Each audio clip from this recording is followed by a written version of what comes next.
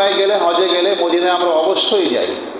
এবং মদিনায় শুধু যাওয়া না, মদিনায় 5 ওয়াক্ত নামাজ একমাত্র জিয়ারার সময় ব্যতীত 5 ওয়াক্ত নামাজ মসজিদে নববীতেই আদায় করি। আলহামদুলিল্লাহ, এটা আল্লাহ তাআলার দয়া। যারা যাবেন অবশ্যই মদিনার খুব কাছেই, মসজিদে নববীর কাছেই হোটেল, কাছাকাছি হোটেল রাখার চেষ্টা করি, যাতে 5 ওয়াক্ত নামাজ জামাতে পড়া যায়। আর বাইতুল্লাহ ঠিক একইভাবে বাইতুল্লাহর পাশেই কাছাকাছি হোটেল রাখার চেষ্টা করি, যাতে 5 ওয়াক্ত নামাজ জামাতের সহিত আদায় করা যায়। লক্ষ লক্ষ টাকা খরচ করে হোটেলে বসে একা একা নামাজ পড়ার কোনো মানে আছে, যদি বাইতুল্লাহ এবং মসজিদ নববীতে আমরা জামাতের সাথে নামাজ আদায় করতে না পারি? আমার প্রিয় ভাইরা, বিশেষ করে আমরা আহলে সুন্নাত ওয়াল জামাত যারা, আমাদের হৃদয়ের স্পন্দন হলো দয়াল নবী রাহমাতাল লিল আলামিন। আমার তো মনে চায় যে কাবায় ওমরা করার সাথে সাথেই যেন মদিনায় যাই।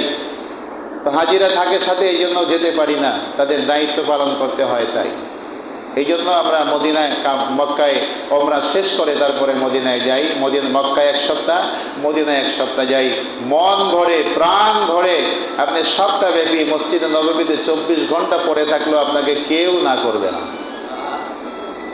প্রিয় ভাইরা আমার, তাই আগামী মাস, এই জিলকদ মাস শুরু হয়ে গেছে। আগামী মাস হলো জিলহজ মাস, বড় হজের মাস।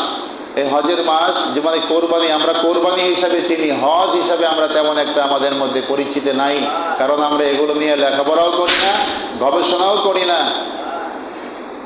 আমরা মনে করি যে কোরবানি, তাই না?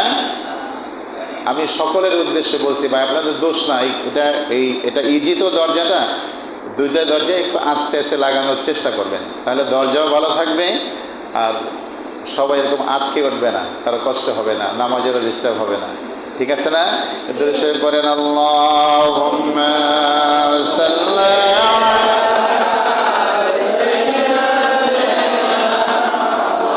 মাওলানা মুহাম্মাদ ওয়া আলা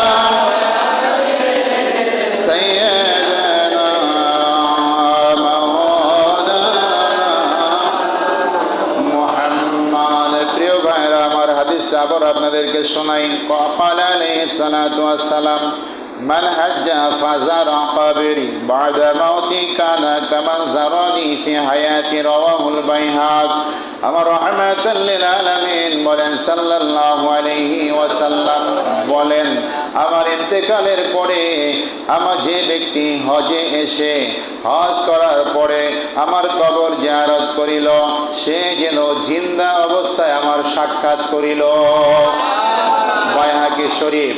আরো হাদিস আছে, দয়াল নবী বলেন, মান জাআল কবরি ওয়াজাবাত লাহু শাফাআতি, আমার কবরের কাছে এসে যে দাঁড়াবে, আমাকে সালাম দিবে, হাসরের ময়দানে তাকে সুপারিশ করা আমি নবী আমার জন্য ওয়াজিব হয়ে যাবে। সামিতু ওয়া আজিবু, আমার রওজার পাশে এসে যারা সালাম দেয়, আমি নবী আমার কানে শুনতে পাই এবং তাদের সালামের জবাব আমি নবী দিয়ে দিব। যারা গেছেন তারা সবাই সালাম দিয়েছেন, নবীজি শোনে, সালামের জবাবও দেয়। কিন্তু আপনার যদি শোনার মতো কান থাকে আপনি শুনবেন, শোনার মতো কান না থাকলে আপনি শুনতে পারবেন না। ঠিক না বেঠি? মোবাইল আছে না, অ্যান্ড্রয়েড বা যে কোনো মোবাইলে 2 জায়গা থেকে যখন কথা বলে আর স্পিকার যদি ভালো না থাকে কানে শোনা যায়? ওই আমি তো বলি তোমার কথা তো শুনি, কিন্তু আমারটা তো শুনে না। আছে না এরকম? মোবাইলের স্পিকার যদি নষ্ট হয় তখন কিন্তু আর এটা শোনা যায় না, যায়? স্পিকার আবার লাগাইতে হয়। তা আমাদের অন্তরের আশিকদের স্পিকার যদি ভালো থাকে তাহলে অবশ্যই আপনার কানে, আপনি অন্তরের কান দিয়ে আপনি শুনতে পাবেন যে নবীজি আপনার সালামের জবাব দিয়ে দিয়েছেন। কিন্তু সেই কান তৈরি করতে না পারলে আপনি অনুভবও করতে পারবেন না যে নবীজি আবার সালামের জবাব দিতেছে। আমার প্রিয় ভাইরা, তো আজকে আমি আপনাদের কাছে আর একটা বিষয়ে আলোচনা করতে চাই যে, আচ্ছা এর আগে একটু বলে নেই, এই হজ এবং ওমরার ব্যাপারে আমি, আমার হজ কাফেলা আছে, নূর হজ কাফেলা, যারা আমার সাথে যেতে চান তারা আমার সাথে অবশ্যই যোগাযোগ করবেন, বিস্তারিত জেনে নেবেন। সাবধান, যারা কম টাকায় ওমরা বা হজের প্যাকেজে নেয়ার জন্য প্রলোভন দেখায়, যাচাই বাছাই করে তারপরে তাদের সাথে যাবেন।